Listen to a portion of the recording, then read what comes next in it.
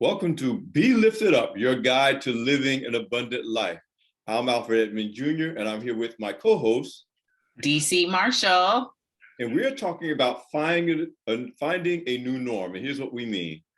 We know that things have changed tremendously during the pandemic, but I want to talk to women in particular about what it means to work from home as an entrepreneur.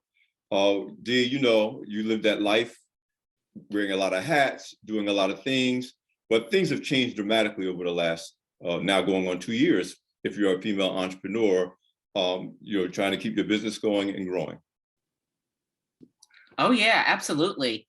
I think the numbers were something close to 20% of women-owned businesses lost their businesses during the pandemic. And so, I like the show and what we're talking about today because we're talking about finding a new norm. I'm believing that everybody's going to come out on top. And so I'm looking forward to the show. It just so happens that I am recording today at home, but I am fortunate and blessed. I've grown my team. I actually have an office. We're headquartered in Newark, but today I'm at home. And so I love that we get to talk about this and talk about women and all that good stuff. So looking forward to our guest. And so I am going to say, everybody, we will be right back. This is Be Lifted Up, your guide to living an abundant life. We'll be right back.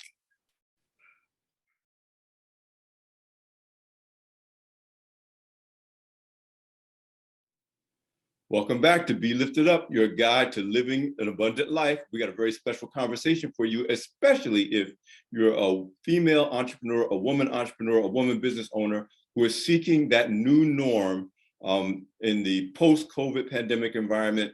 You may be working from home, you may be working from a traditional office, you may be doing hybrid. My co-host Dee Marshall has already said that she's back in a traditional office, so she's working from home today.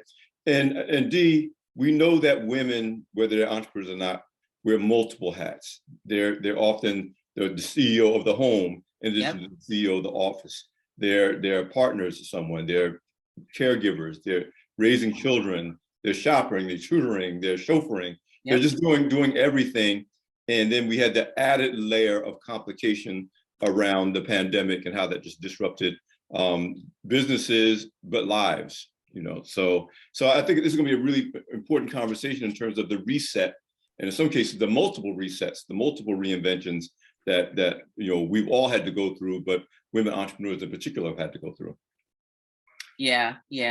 No, I think you're right in terms of, the layers and levels that women already, and particularly Black women, Black women are known to wear many hats. In fact, to even struggle with this superwoman syndrome, right? And so you're absolutely right, trying to now find their way back. In fact, Alfred, I was having a conversation with somebody the other day, a friend of mine, corporate executive guy, Black man, high level, and he was working from home. He changed jobs, working from home. And he said that he had renegotiated. He said, Dee, I just decided, my wife and I, how I really wanted to live my life. And I wanted to be 100% from home, work from home. And the reason I bring this up as we're talking about women is because, I think sometimes women, I think are hesitant to ask for what we want and what the need is. And I thought that was really interesting that while my friend, he's a chief diversity officer at a smaller firm, a mid-market firm, while he had left one job and renegotiated to be 100% work from home, not hybrid. He didn't want to go into the office, and he's a corporate executive. While on the other hand, Alfred, I have friends over here, girlfriends, colleagues, when they are upset because now they got their return to office notice. So I think, that's also an interesting, I would say, unique difference that women share in asking for exactly what we need. Now that we know we're teacher, right? Parents, women right now they are like literally teachers and having to have 2 and 3 jobs. So they're teacher during the day, right? For the kids who are homeschooling. Well, not homeschooling, school from home, because that's two different things. And then having to do their job after hours. And then I've got CEO friends, to your point, Alfred, you're right, caregiver, parent in the home, having to remodel a whole separate area for parent, having to find a full-time caregiver just so she can get her work done. So yes, this working from home and wearing multiple hats is definitely a thing of the woman. And the other thing that I think is really important to acknowledge, and again, this is a show about faith and business and finance, and again, that abundant life, is that one of the things that I think we all felt, but women in particular, Black women in particular, felt, is this feeling of not enoughness in some cases. You know, there's time is squeezed, resources were squeezed, your attention, there's even more demand on your attention than ever before. You're trying to take time for self-care, trying to take time for prayer, worship, relationship building with God. And this is a time when the ability to stand on faith and to understand that your source is the source of all and has infinite capacity to help you, because you don't. And I saw the difference between women who had a faith walk and a living relationship with God versus women who either had an inactive relationship with God or women who were disconnected. And it's like when you run out of whatever is in you, if you're not connected to the source of all, how are you going to get replenished? How are you going to get refilled? How are you going to have faith that things will still go well even if you didn't get everything done? Yeah. Yeah.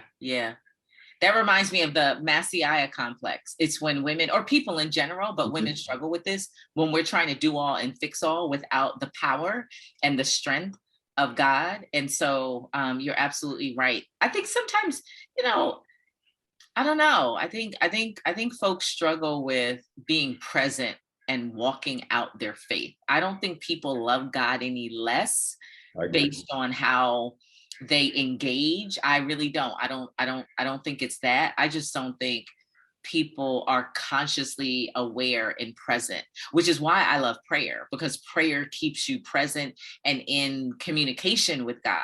And you're only ever going to build a relationship and be able to take out withdrawals or take withdrawals if you have enough deposits in terms of time and relationships. So I love the point you make about women and depending on our faith to get us through.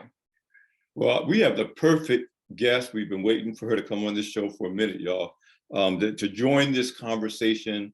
Teri Coaxum is the CEO and owner of Coaxum Connects LLC and Coaxum Connects Wellness Foundation. So we already got wellness and we got business. She's an economic advisor, a distinguished lecturer, a motivational speaker, an author, life coach, mentor. Talk about multiple hats, D, and needing capacity. But she's also an expert on some of certifications for women business owners, things that can help them grow their business, access business. So again, got all of the ingredients for a conversation, and of course, as a woman of God as well. So welcome to the show. Thank you. Teri Coaxum. Thank you, Alfred. Thank you, DC Marshall. It is a pleasure to be here with you. And I'm listening to the conversation that's taking place, and just some key words: faith, finance, abundant life. So I'm like, okay. And this is what we're talking about. And so when you talk about the many hats, you have to have a foundation. A house can't be built on without a structure, without a foundation. So I'm looking forward to having that conversation with you about how do we replenish, how do we pour back into ourselves? How do we say no, to things that just aren't working for us? And no is a complete answer. We don't need to explain anything after that. So looking forward to that. You know what? A good place to start is, how do you replenish? You said, you're looking forward to the conversation about how we replenish. Let's start with, we are 2 years into a pandemic. And so what have you been doing to replenish or to maintain, to thrive during the pandemic? Because you're an expert in the space.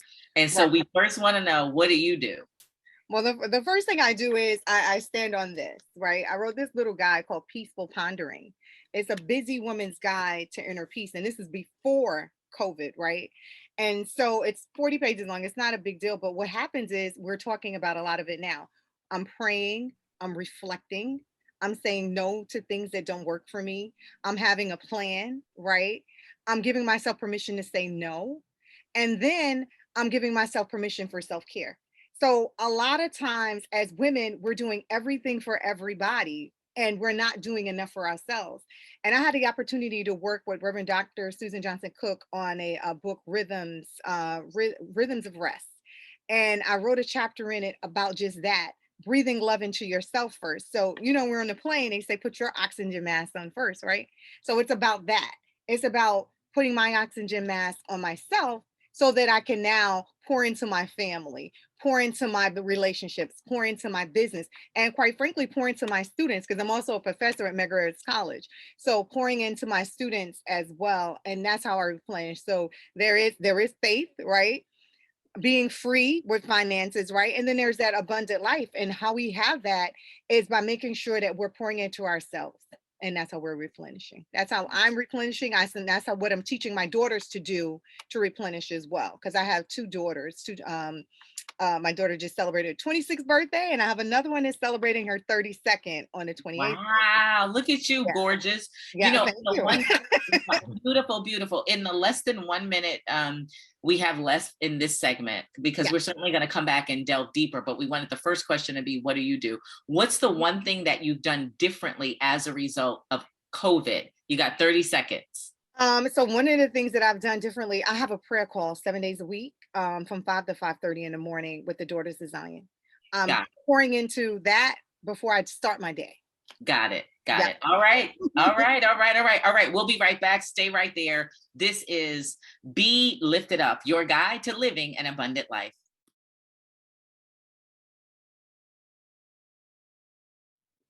Welcome back to Be Lifted Up, your guide to living an abundant life.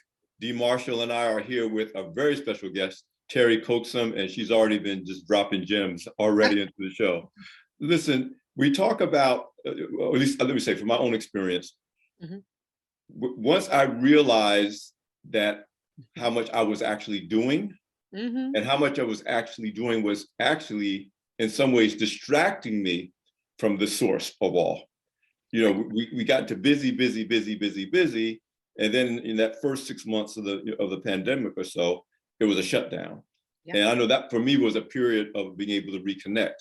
Now we're a year later after that, and what I'm hearing from a lot of entrepreneurs and women entrepreneurs in particular is just what you said. They've had to kind of take ownership of their power, take ownership of their time, learn to say no to things so they can say yes to other things.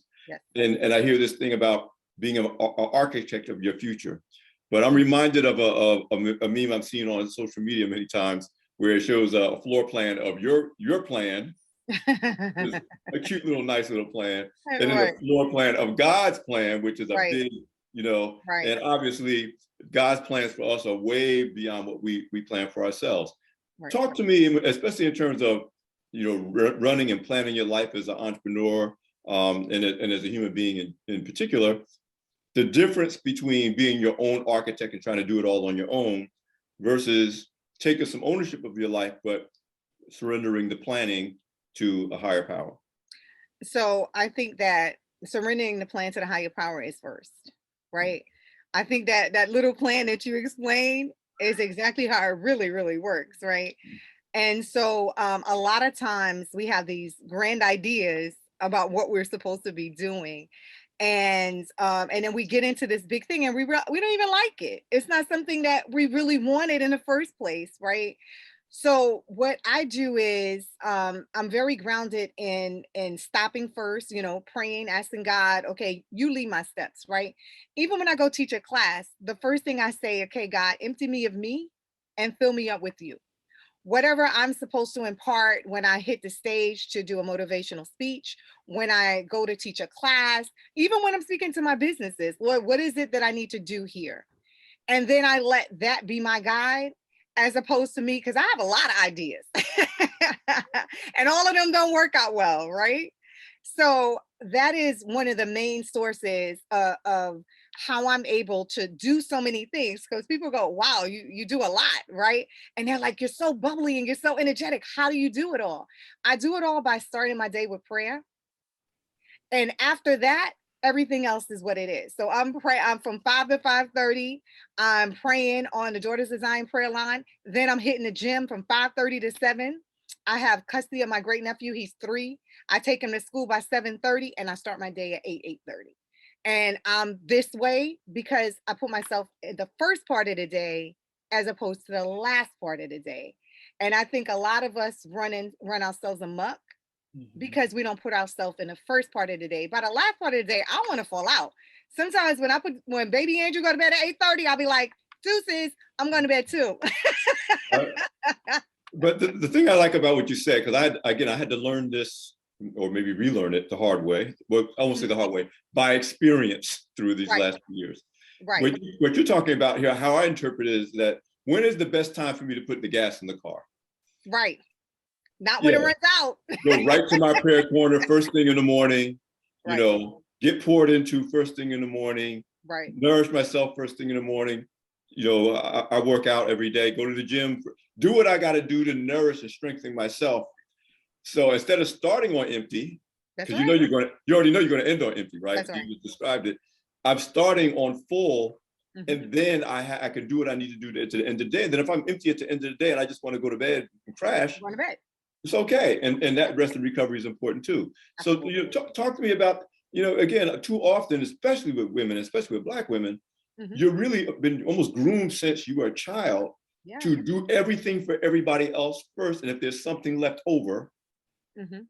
then you do something for you. Yeah, no, let me jump in here. No, absolutely not. We have been taught that, right? Yeah. But Mhm. what happens is we are in even in the work that I do, I would always hear from a lot of women of being stressed, exhausted, and burnout That's from right. pouring out.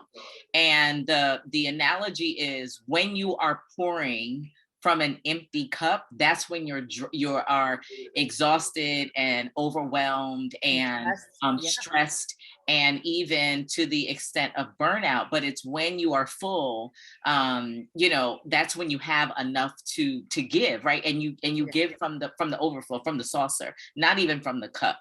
And so I think I like that. I like yeah, that. I think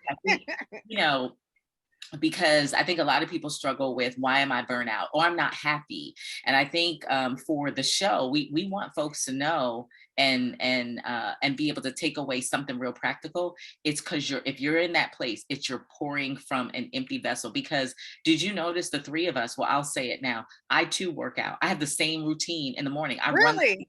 Oh, baby, listen, work out. Let me tell you something: prayer, meditation, and workout. And the one that I did differently, or that I added and I stacked my success routine during the pandemic, is meditation. I took up I add meditation too. practicing meditation last May, Mhm. and completely just shifted so much. So mindset was a new level of mindset. That's right. Actually, mindfulness was my lesson last year. And so, but I just wanted to amplify that. And then one other thing that you said, and that is about the good ideas, right? We always have a lot of great ideas. I think a lot of us do. We have great ideas. And interesting observation is, I think once we come to ourselves as adults and we recognize our own gifting, we recognize our purpose, we recognize we're coming to learn ourselves as mature adults, we like, oh yeah, we could do anything. Right. But one of the things I just wanted to anchor in on what you said is, we have to distinguish between good ideas and God's instruction. That's right. Because when it's a good idea, then we have to carry it. When it's God's instruction, it will be well, it will go well, it will be successful, because Right. everything that God does is successful. And Mhm. because it is his by his divine download, Holy Spirit equipping, he's the source, so he's going to use whomever. So I love that you were talking about just the having a lot of ideas, and then your routine. Let me tell you something. You won with the routine, and baby Andrew going down. And by 8:30, I said, you know what? That's Black women. That's Black women. That's right. That's right. Yeah, That's right. yeah. So yes, I just wanted to say that. So would love to hear from you. I know you and Alfred had a question specifically to Well, I that. wanted to dovetail what you said, Teri, and what Dee just laid out into, again, business planning. We see, stats from Harvard Business Review.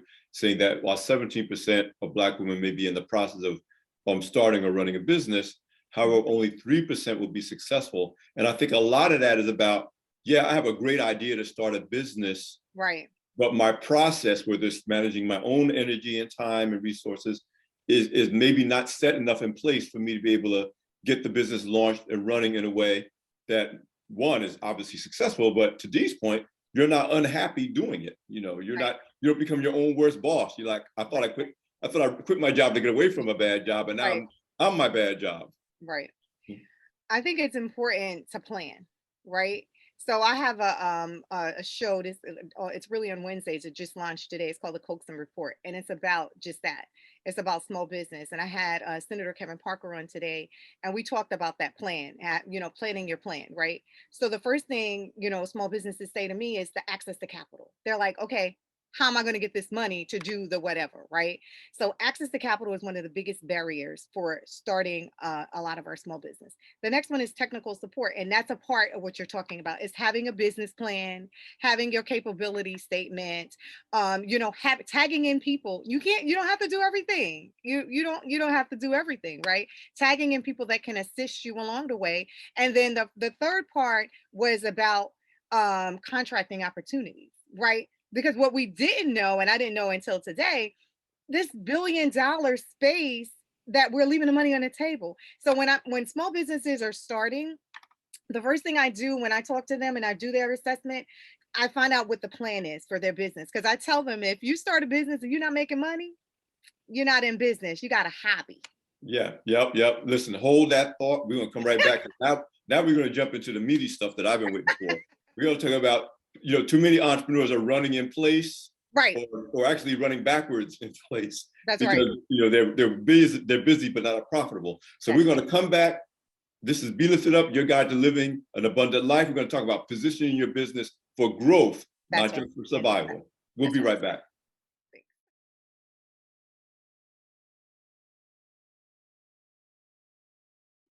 Welcome back to Be Lifted Up, your guide to living an abundant life. Dee and I are having this great conversation with Teri Coaxum. Listen, get your notepads out. You should have had them out already, but get your notepads out, get your devices out, whatever you're doing, because Teri's already been dropping science, and we're about to learn more, because we're now talking about my favorite part of business. Because your job is to make some money. All right. That's right. Your job is to turn a profit. That's but right. Let's talk about some of the elements of not only starting the business, establishing the business. That's but right. we have people who have been in business for a while. They have established businesses. Maybe they've had to pivot during the pandemic, but they do have businesses. Talk about some of the things that should be focused on. And I definitely want you to get into certification as a woman or minority-owned business, to not only survive and have a business, but to grow the business, but again, at the same time, still grow the business without growing yourself out of abundant living. Right. By overwhelming your own bandwidth, because the other things aren't going to go away, because your business went from being a $1 million business to a $5 million business. Your other obligations and commitments are still going to be there. Absolutely. So one of the things that I like to work with my business, as I was stated before, is to assess what they're looking to do, right? So I have to have a plan, and I tell them, your business plan doesn't have to be a big 15-page thing. It could be a 1-page blueprint on what you're looking to do, but you have to have a plan, because if you're not going towards something, you get the analogy of running backwards, you're going somewhere, you're just not moving, right? And so I have my business look at what they're looking to do, and then what they're looking to make, right? So when I sit down with my business and I talk to them about whatever that business is, so it can be anything. They can be making clothes, they can I have businesses that are doing workshops and training, whatever that is, right? So we look at what that business is, we look at who can give contracts or opportunities to that business, because we're looking to grow, because we're looking to get from here to here. So we talked about it, you're in business to make money, right? And then from assessing the business, then we assess the capacity, and then we learn to tag in. As women, sometimes it's very hard for us to tag somebody into doing something that we feel like they may mess up, right? So I surround myself with mastermind groups, right? I have individuals in my life that are phenomenal. I can't do everything. So I'm not doing the technology or the social media. I'm going to tag somebody in to do that. And if I'm a business that's starting out and I can't afford it, I'm going to tag a college in to do that, right? I'm going to tag in interns because they're looking, especially now during the pandemic, they're looking for people to be placed into these positions. And it's, it's online. So it's better for me and for them, right? And so once I have my plan, I know what I want to do in my business. I know where I want to go, then I go after the opportunities. And a lot of that, a lot of my businesses before the pandemic, they used to say to me, I don't need to market. Everybody's my client. I'm like, yeah, no.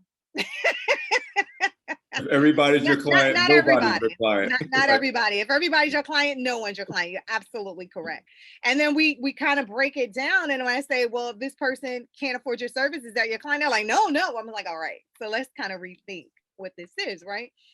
So once we have a plan in place, we give them, this capability statement. They'll have a little blueprint of where they're going. They have a capability statement because we want to know what you're capable of doing. When you're trying to do business with individuals, they want to know what you can do. So you have a little one page or a little capability statement of what you're able to do.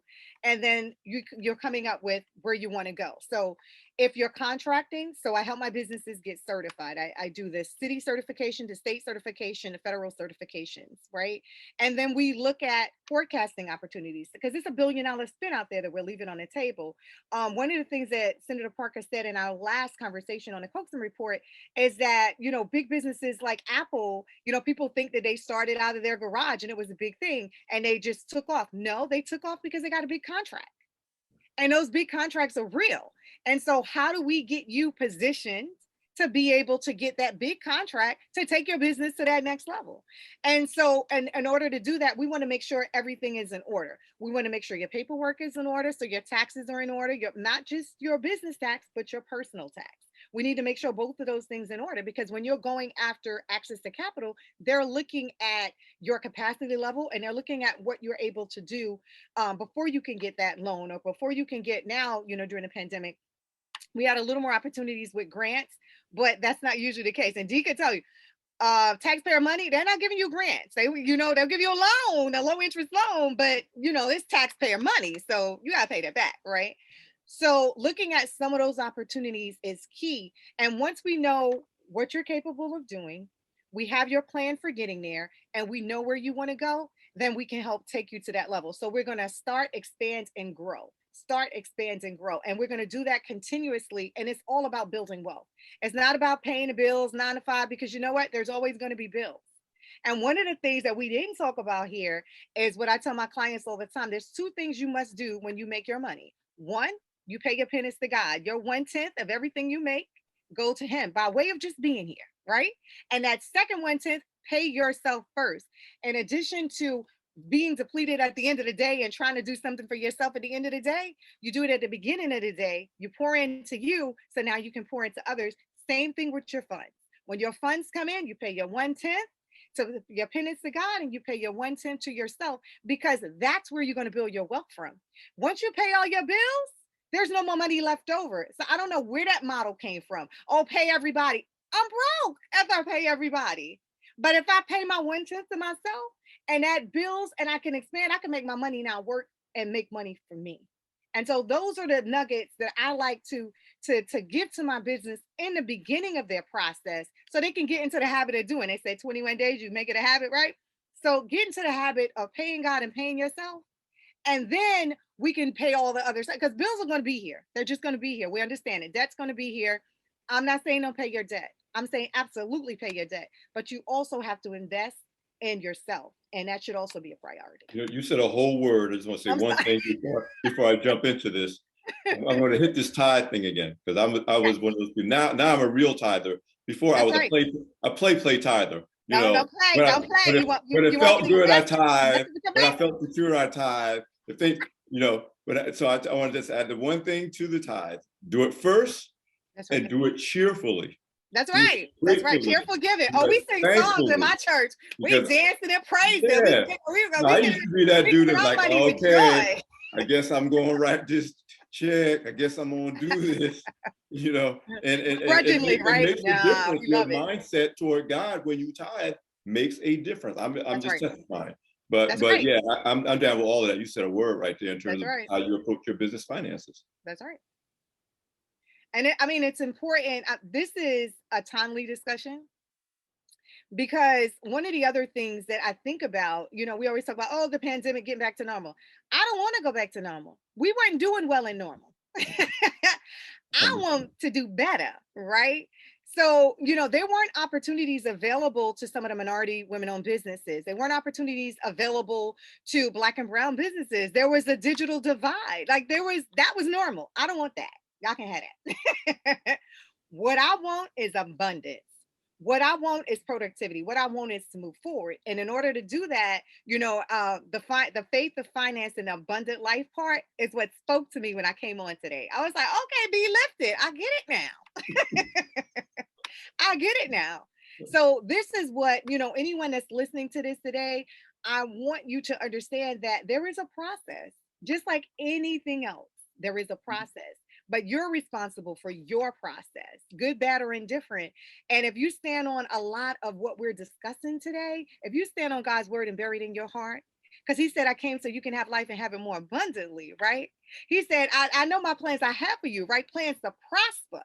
So if you understand those things, you can't help but to give joyfully. You can't help but to get up in the morning and praise him and be vulnerable before you do anything else. You can't help but to meditate on his word. You can't help but to do all the things because there's a blueprint to this. Like this, I hate to go off script a little bit, but Biggie said, I wrote you a manual. Well, same thing. Like God's book is that manual. Those 66 books are a manual of abundant life. And I encourage anyone that's listening to us today to pick it up and use it. Everything's there for you. Yeah. In talking about the book, and I'll leave this before we go to break, and we're going to come back and talk more. But the word of the Lord says in 2 Timothy 3:16, it talks about the Bible being an instruction manual. Yes, it's a manual. It is. And so we're going to talk more about the Bible, the word of the Lord being an instruction manual based on 2 Timothy 3:16. We're not making this up. So this is Be Lifted Up, your guide to living an abundant life. We will be right back. All right now.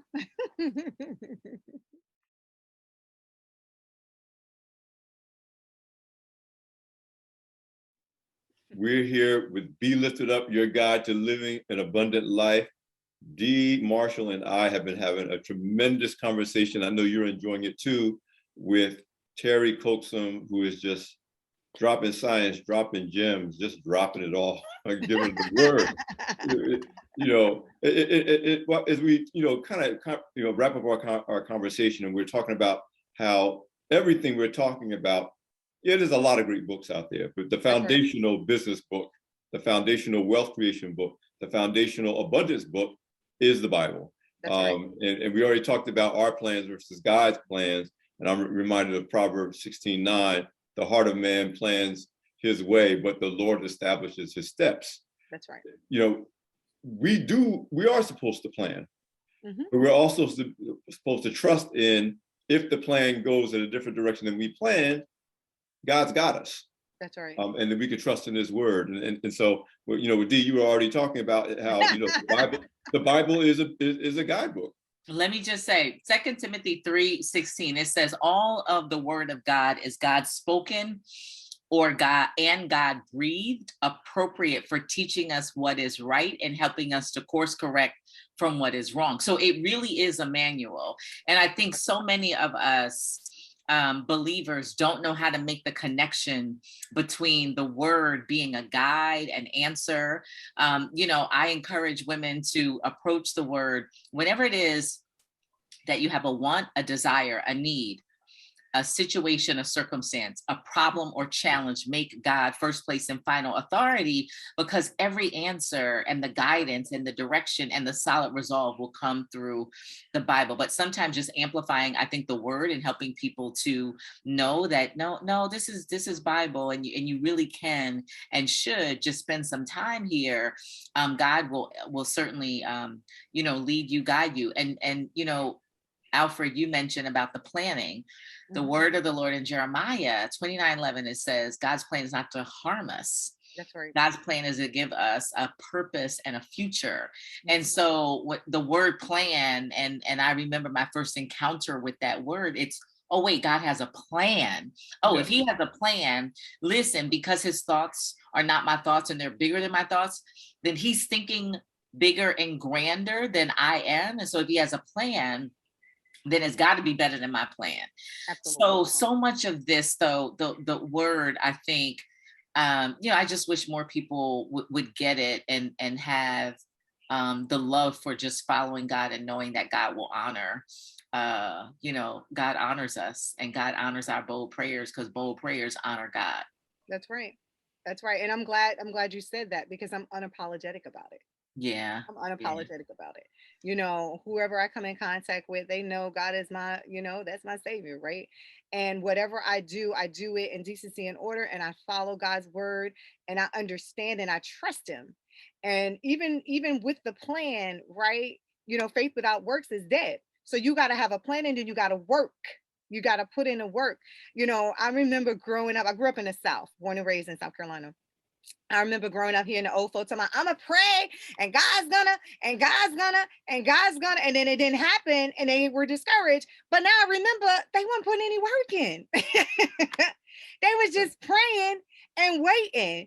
But when I was able to read that manual for myself, then I understood, while they were praying, they were not working.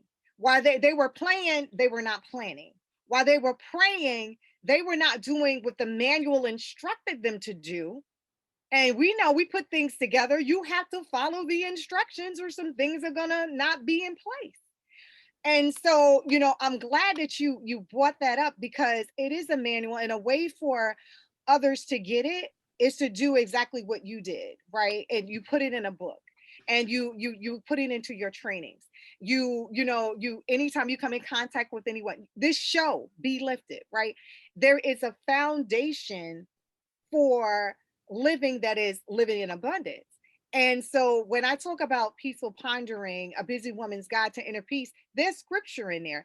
I remember encountering a young woman who said, well, I don't read the Bible, I don't believe in all that. I said, oh, that's nice, right? And then I said, well, I'm gonna gift you a copy of this, right? And so we had some conversation a couple of times later on, and she found herself going through some things. And then I talk about the paradigm shift in the book. And so she's going through it and she's reflecting. She called me back. She's like, girl, she said, let me tell you how your book helped me. Because it's not about me. I gave you some nuggets, but I also gave you an opportunity to be able to put yourself into that. Because I'm not all knowing. I don't profess to be all knowing. I'm gonna stand on his word. And so those scriptures were just little nuggets to get you thinking, whether you believe or not, to get you thinking about what that plan should be for your life, and then working in whatever that is for you, no matter who that is that you are, that you're praying to. But I'm praying to God. So, and I'm unapologetic about it. The other thing is this idea about vision, and I wanted you to talk a little bit about, okay, you're growing your business and you're looking for mentors, you're looking for sponsors, you're looking for partnerships, you're looking for contracting opportunities, you're looking for capital, and you hear the story of the entrepreneur that's like, I can't find any of these things, I can't get any of these things, I can't meet the right people. And then you have other entrepreneurs, and I'm going to say entrepreneurs who are operating in faith, whose visions Right. their vision is corrected. That's I right. got in my mind, I know what I'm supposed to be looking for. I know what it's going to look like when I find it, because I've been reading, the word, and That's God right. is going to show me this. That's And I right. tell people, if you don't know what you're looking for, you'll never find it. That's right. Uh, and so two people could be in the exact same room with the exact same people. One person walks out with a contract, the other person saying, nobody will help me, and I don't know anybody.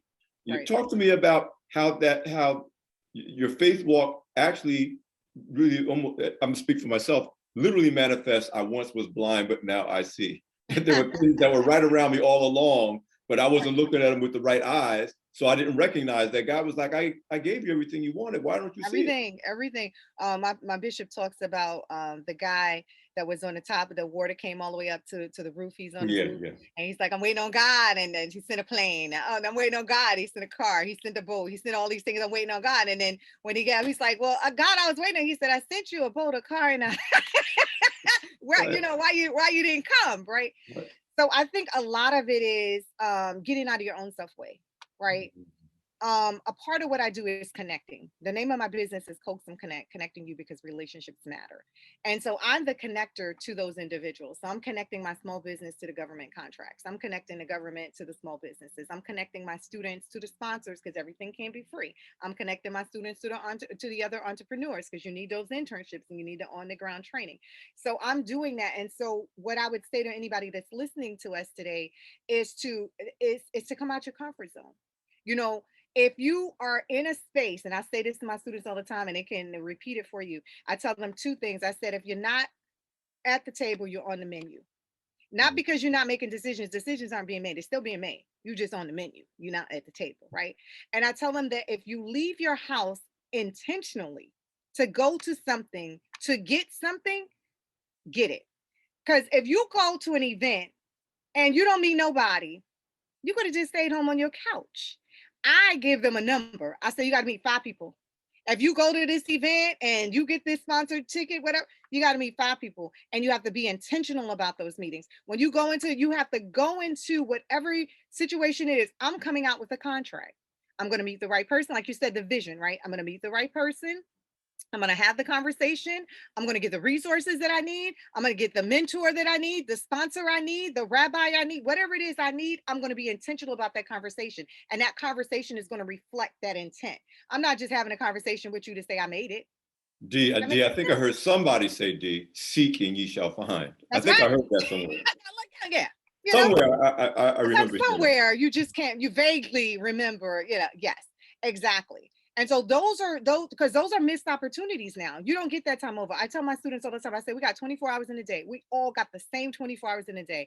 I don't know if you guys listen to Eric Thomas, the hip hop preacher, but he's a motivational speaker. I love ET.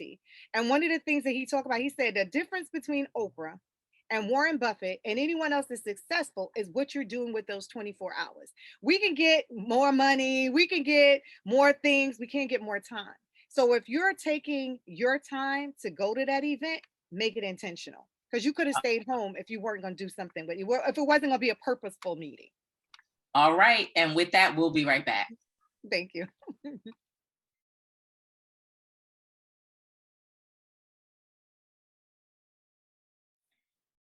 And what a show. This is Be Lifted Up, your guide to living an abundant life. That is our show for today. And what an awesome guest we had.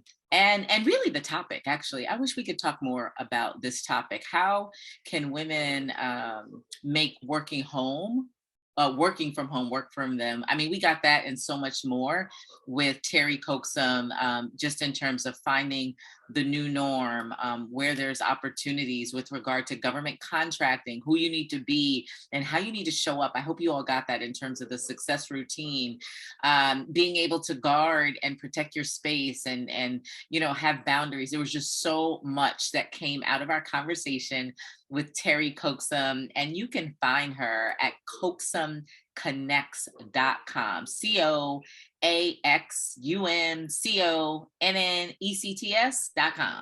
Alfred? Listen, we can hit that topic again in a future show as far as I'm concerned, and we can bring Teri back in a future show. So again, thank you, Teri. And listen, everybody, you can stay up to date with everything Be Lifted Up. You can listen to the show at Sirius XM 141 HUR Voices. You can listen to us on the Mocha Podcast Network, podcast plural, the Mocha Podcast Network.com. And of course, you can follow us on all social media at B, the letter B, Lifted Up Radio on Twitter, Facebook, Instagram, all platforms. Listen, you've been listening to Be Lifted Up, your guide to living an abundant life. Thanks for joining us on my behalf, and D. Marshall, of course, thank you. Love being your co-host. And we'll see you next time.